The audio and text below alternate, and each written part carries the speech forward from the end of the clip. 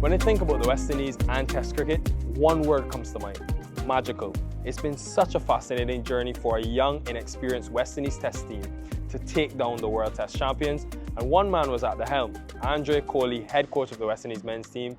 Coach, thanks so much for your time. Of course, I know you're a busy man, but it's great to have you just in person, especially after what was a triumphant victory. But before we even get into that series, what has been your experience in the job as West Indies men's head coach so far? It's been very interesting and challenging, as I had expected. Good interacting with the staff and players that we have, and watching the transition in and out of the various squads that we have played. So yes, a challenge that I've enjoyed immensely since last year, July. I remember watching that final day at the Gabba on television. I just can't imagine what it was like to be there, to be honest. Describe the emotion that you felt after you guys got the win.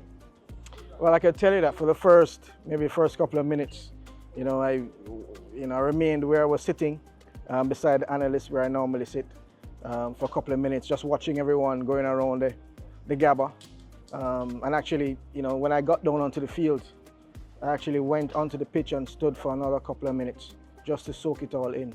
I don't think at the time I actually was immersed so much in the win, more so in the moment, and the realization that the players had really given a good account of themselves. There was obviously a lot of inexperience in that team going into the series for various reasons. How did you and your coaching staff sort of inspire a group of inexperienced men to win against the World Test champions? There was a hunger within the squad even before we left, and I had a conversation or several conversations with the support staff and Craig, the captain, Alzari, as well in his role as vice captain, and some of the other senior players. And the thinking was, and the messaging was around keeping things very simple, and the belief that we had to show from the very beginning, even before we left the shores of the West Indies. And we thought that we had it in us to win one test match, whether it be the first or the second. But there were certain things that we needed to do well over a period of time to actually position ourselves to be able to do that.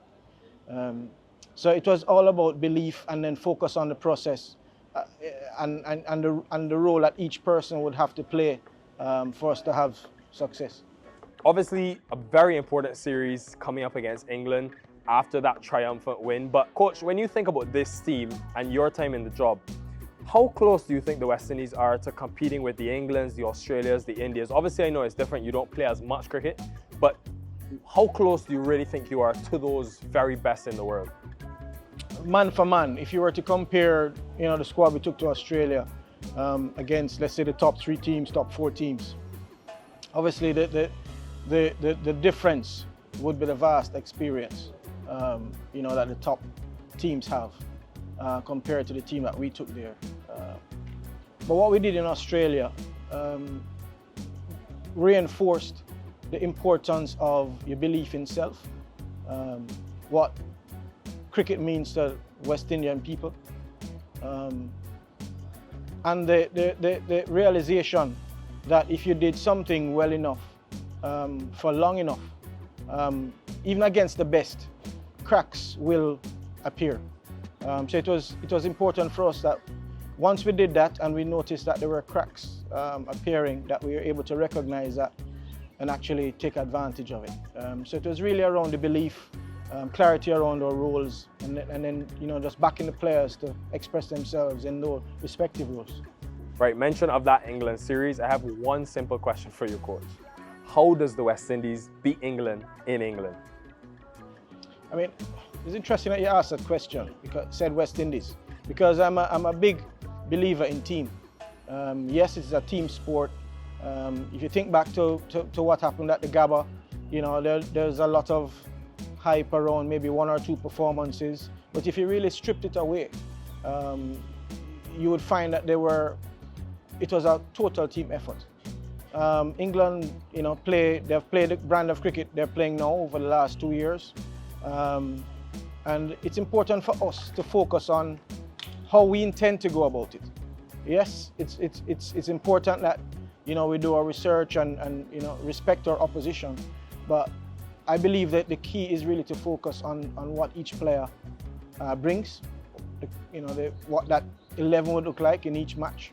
And in a similar way, clarity around our roles and responding to challenges as we face them, because there's no doubt that the tour itself will be a challenge, different conditions. So it's really around that. How can we bottle what happened in Australia and actually try to recreate that on a granular level, each person pulling their weight and performing their roles. I know you said you didn't want to sort of single out any individuals, but I have to ask you about one, Shamar Joseph. Before we even talk about his performances in the series, from a selection panel perspective, what did you guys see in his game that you wanted to add to your test team? In a word, pace. I mean, there's no doubt that he brought pace. Even when he was injured, he was clocking above 140, 145. What I found interesting is the belief in himself. Every conversation I've had with him, a massive self-belief and willingness to do what's required for the team. Obviously, we have to support him as a staff and team. As he goes on this journey, because it's going to be foreign conditions as well.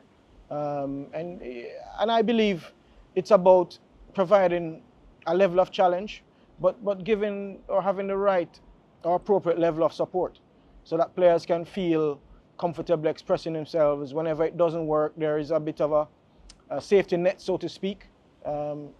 Not that you're not responsible for performances and performance of your role, but that we understand that in trying to be at your best and express yourself in potentially new conditions, that it may not go all your way, but that we back each player to actually be at their best. It's quite an exciting time for fast bowling in the West Indies. When you think about Shamar, Alzarri Joseph, Kemar Roach, how do you find that balance and structure in your best 11 in England, where conditions do favour seamers, but how do you structure them into your best 11? You look at Alzarri and you look at Kemar, and what I observed over the last 6 months or so was the experience coming to the fore, the mentorship of the younger players, the way they responded to certain challenges when they were, it was thrown at them. So I see us pretty much them being the leaders, and then supporting the younger players in the roles as they get the opportunity to do so. Can you be England coach? Yes. Just check. We have to believe that. You've been a part of many different setups for years in West Indies cricket, the high performance centres, youth teams, and now the test team. From your experience, is it important to have a fully functioning and fostering red ball section of West Indies cricket in order to sort of stimulate and progress the white ball side of the game? Why is that important? You talk about test cricket, just the word alone, encapsulates what red ball cricket is about. It is a constant test. Not only against an opposition, but against yourself, against conditions that change over 1 day, over 2 days, over 5 days. And then being able to, or having to repeat a performance with potentially sometimes maybe 2 or 3 days in between a match over a period of time, in all departments. That in itself, is the pinnacle of cricket, the game itself. And then obviously because of the changing conditions and the skill levels of players, then it's important for players to continuously evolve. We have noted how the shorter format has impacted how the red ball is played now. And it has always done that, from inception. So it's really about how players adapt. And in that format of the game, it actually gives you more time and test you in those areas.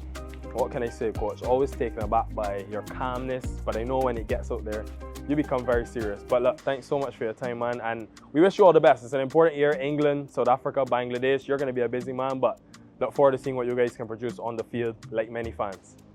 We're looking forward to the challenge as always.